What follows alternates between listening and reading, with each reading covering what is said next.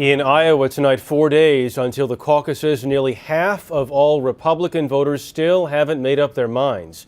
Chief political correspondent Jan Crawford is in Des Moines with more on the last-minute scramble for votes. Jan, good evening.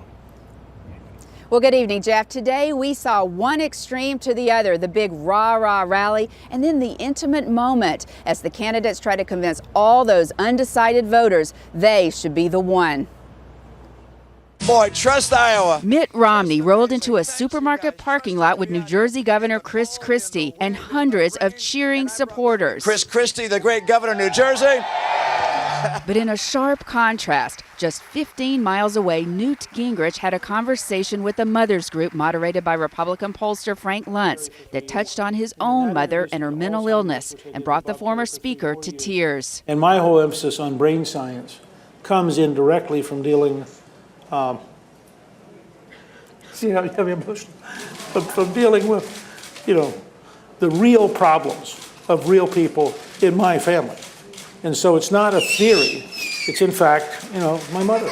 As the candidates try different ways to connect with voters over the next 4 days, anything can happen because this election year it's Iowa undecided.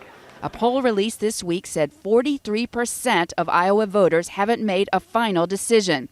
The field is tight with Romney, Ron Paul, and the surging Rick Santorum at the top, but Gingrich and Perry could still have an impact. Stay-at-home mom Laura Carlson says voters are looking for a perfect candidate in a crowded field. The people I know that are paying attention, most of them are undecided.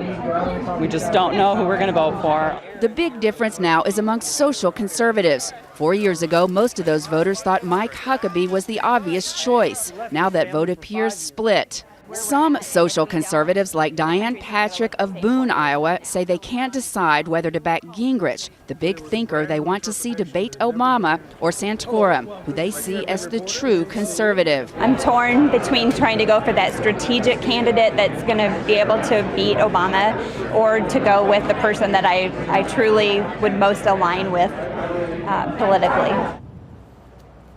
So now, after months of this campaign, candidates who've gone up and then gone down, these voters now are at the last moment, and some of them, Jeff, say they may not decide until Tuesday night, caucus night. Jan, why can't these voters make up their minds right now? Over and over, the voters that we talked to said two main things. Number one, all those presidential debates, it put the candidates kind of on equal footing, and they saw their strengths, but also their weaknesses. And number two, these voters believe America's future is at a critical moment. They want to get Barack Obama out of the White House, and they feel they've got to find just the right candidate who can beat him.